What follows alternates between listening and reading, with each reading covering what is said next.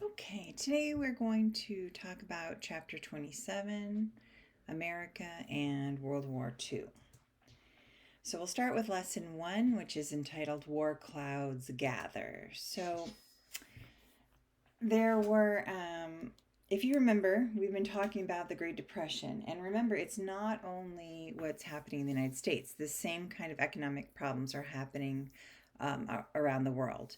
And after World War One, there's a lot of problems in a lot of places, and people are very upset. Right? Some are angry about how the World War One ended and what the terms were in the Treaty of Versailles. Italy wasn't happy; they didn't feel like they got much out of it. Germany, of course, resented taking all the blame for the war and felt like they lost a lot of their land that belonged to them, and they are economically, especially Germany, right? Millions of people are out of work and have lost their businesses. So, um, in many countries, dictators are able to come to power because they're feeding off of people's fear and their concerns for the future, and they're promising that they will get things back in order and they will make it um, great, and they will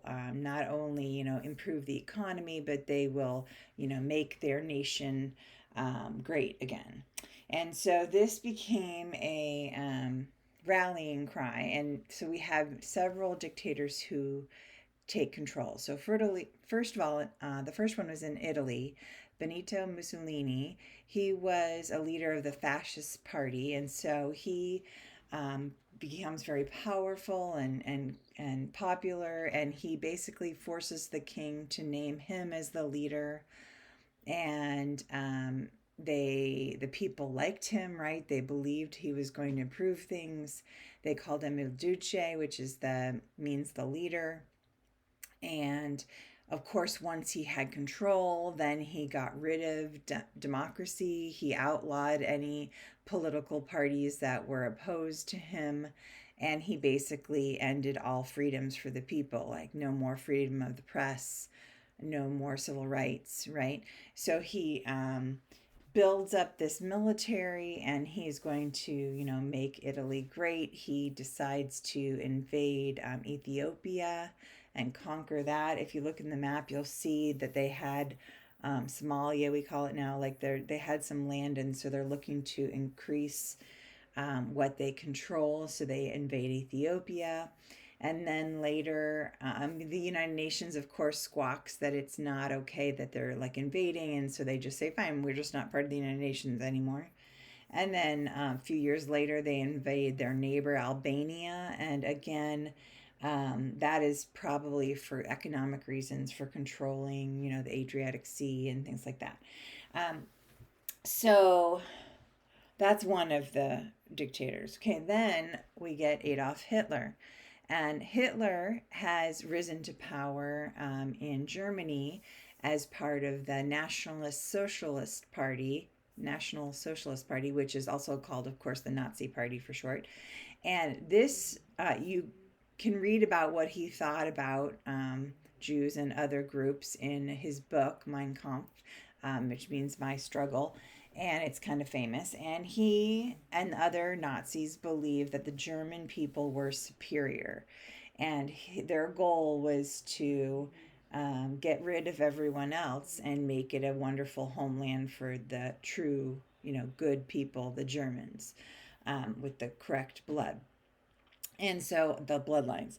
So at first, they again turn people's unhappiness about the Great Depression and losing their businesses and their jobs, and they blame a lot of the problems on the Jews. So this is called anti-Semitism, when you discriminate against the Jews for a variety of reasons, not just like they don't like their religion, but you also think they're like, oh, the ethnic group is bad. Um, and we'll talk a lot more about that, of course, in World War II.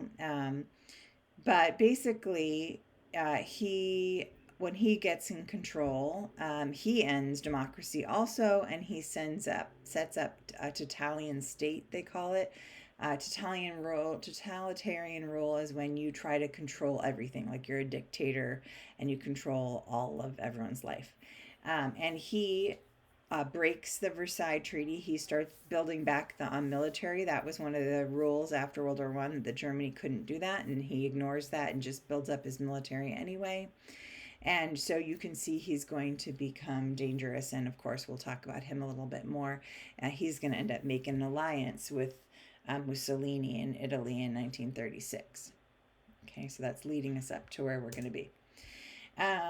We also have two more to talk about. So in the Soviet Union, Joseph Stalin takes over. He was a leader of the Communist Party, and he took over the Soviet Union, and he was ruthless. I have a video I can show you about that, about he basically killed anyone who, he saw as a rival. And he sent so many millions of people to labor camps. If you spoke out, or if you wrote, like there was a famous poet who got put in one of these camps because he dared criticize him. He was ruthless. Okay. And then in Japan, technically, so there's an Emperor Hirohito. But interestingly, in Japan, even though there is an emperor, the generals actually have quite a bit of power, and there's like this negotiation between who decides what, kind of. And so the generals, Tojo is here. He's one of the ones who's going to become the prime minister later.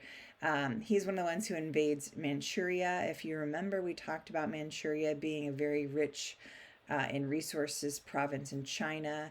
And so Japan, of course, is also having a lot of economic problems, and they really believe that they have to, go after more land to help them.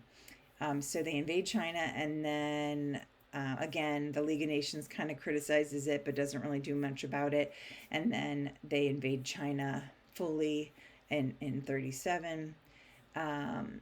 And eventually they're also going to join in with Italy and Germany in what we're going to call the Axis powers, or Axis alliance. So we'll get to that in the war.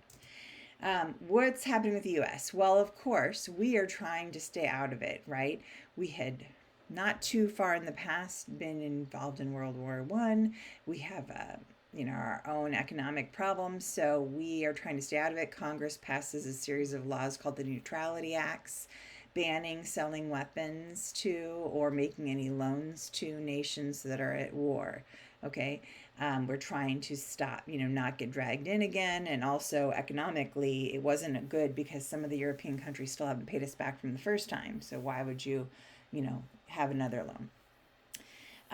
So we're trying to stay out of it, but Germany's getting more bold. Okay, Hitler. So the first big move they make is Hitler moves his troops into the Rhineland. This is also, if you remember, in World War One. After they made a kind of a zone that Germany could no longer go in, right? The Rhineland area. So there's like a buffer zone away from where he fought before with France and Belgium and everything, right? And so that way they were not supposed to go in there, but they did. Okay, so they send their troops in there, so directly against the Versailles Treaty. Then he demands, Hitler, that Austria has to become part of Germany, that, they're German people, German-speaking people, and he basically absorbs Austria. And again, interestingly enough, no one really stops him. There's only kind of like a mild protest at this. And then he goes after the Sudetenland. So Sudetenland is part of Czechoslovakia. And again, he claims that many people there are German speaking, and he claims they're being mistreated, and he needs, it to become part of Germany. Well, Czechoslovakia is not wanting to put up with that, and they want to fight. But Britain and France are very concerned about, getting into a war with Germany. And so they have this meeting called the Munich Conference in Munich in Germany. And they decide on a policy called policy of appeasement. We're going to try to appease Germany rather than, you know, get into a war and put up and try to stop them. We're going to let them have this one, but we're going to make them promise that they won't do anything else, supposedly. So they basically tell Czechoslovakia, this is, I'm speaking from Britain and France. Britain and France are saying, we're not going to support you if you fight with them right now. If you fight them, then that you're on your own. And of course, Czechoslovakia is not really in a position to be able to win against Germany right now. And so they didn't have much choice once the other won't support him. So they make this deal. Hitler says, sure, sure, right? I just want this Sudetenland, and I promise I won't go and try to get any more land. Well, yeah, right. Only in a few more years, then he just go ahead and he goes and takes the rest of Czechoslovakia. And then after that, he's planning on invading Poland. Okay, now Poland, he's concerned because if he were to invade Poland, he's already heard that the English and the French are aligned with Poland, and he could cause trouble. But what he's mostly worried about is the Soviet Union, right? He doesn't want to make Stalin mad if he's, of course, going right up to Stalin's doorstep. Stalin's going to take that as a threat. So he manages to make a deal with Stalin. It's called the Soviet-German Non-Aggression Pact in 1939.